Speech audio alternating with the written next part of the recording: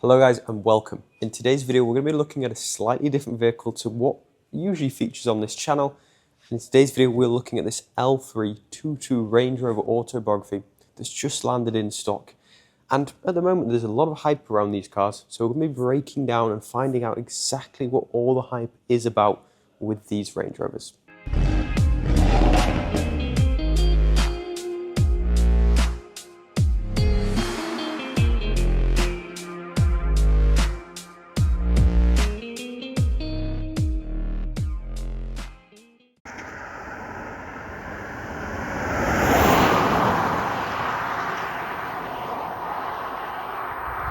So the L322 Range Rover Autobiography we've got here, this one is a 2011. That was when the L322 model was being produced. I feel the reason that this car is currently, and will be more so in the future, so popular is because it's cementing itself with a future classic status.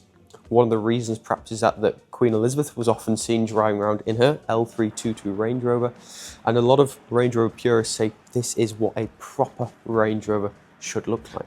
The reason that a lot of Range Rover enthusiasts say this is a proper Range Rover is because of what's hidden under the bonnet here. This is powered by the 4.4 litre TD V8 diesel engine that produces over 300 brake horsepower and 700 Newton meters of torque, meaning this car drives exceptionally well, and it's powered by a massive engine.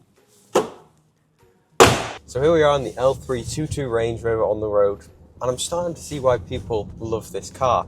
I mean, I mentioned earlier the features it comes with are hard to differentiate from a new Range Rover. There isn't much difference. It's got a heated steering wheel, heated and cooled seats in the front. We mentioned already heated seats in the rear. It's got a glass roof, electronically adjustable seating, upgrade speaker system as well. They come with Harman Kardon on the 2011, but it's a really, really lovely place to be. And I don't know whether this is true or not, but I feel like there's even more leather used in this example of a Range Rover compared to what you get in a brand new Range Rover. Whether there's any truth to that or not, I'm not quite sure. But it does feel like that. It feels like the materials used everywhere are really of an exceptionally high quality. The next thing that's iconic, and the reason it's probably going to be a future classic, is the shape of this car. I mean, even for a 2011 car, it doesn't really look like a 2011 with all the features and specification it comes with, but the shape of it, you can't argue, is so iconic. And also, it's got such a road presence. As this is the Autobiography, and bear in mind guys, for a 2011 car, the specification of this Range Rover is absolutely ahead of its time. For example, we open the door and you're greeted by deployable side steps. That's a feature that comes with the Autobiography, which if you didn't know is the top level of specification you can get on a Range Rover. We've had a few later models, say 2019, 2020, we've got quite a few Range Rover through the showroom, and looking around this car, I'm actually struggling to find any features that are unique to the new Range Rovers that this one does not have.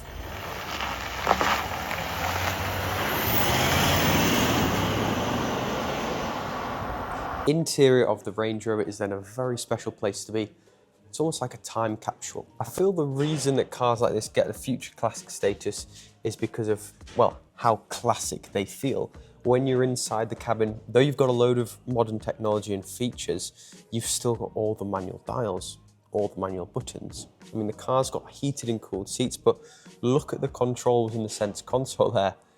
There's no new car around that has that many controls, dials and buttons, but yet it's still easy to use, and it's still a lovely place to be. Now, if you are buying a Range Rover, the reason you would do so is for the space, but also the luxury and comfort it comes with. The rear seats of this Range Rover are, well, for one, absolutely well, I say brand new, as near to new as you can get for a 2011 car. The leather is completely unmarked.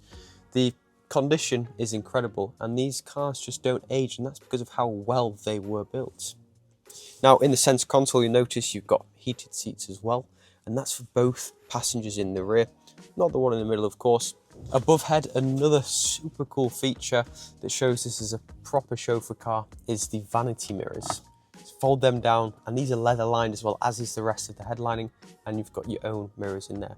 Something that even later Range Rovers don't have. It's almost like we've slightly got backwards from the L322. Now, you know you're in a 2011 car when you see things like this. ashtray hidden away inside the door card, and that's for both the rear passengers. So while you're in the back, you can have a smoke, sunroof open. What a lovely place to be. Now, as well as the front of the L322 Range Rover being incredibly iconic, the other reason is the back. The Range Rover has a very boxy, very square look, something that isn't as apparent on later models. But what is apparent is, well, the massive amount of space you still get on the Range Rover, as you would today, being one of the biggest SUVs you could get, really. Underneath there, you've also got a spare wheel. So yeah, these cars were packed from factory with a load of space and loads of tech.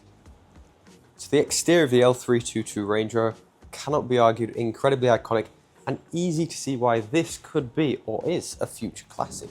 You can tell you're in a 2011 car though with the screen, but I quite like the retro vintage feel, but it's just an old screen, that's all it is. But you've still got phone connectivity. I mean, you've got a dual view screen as well, which is quite clever.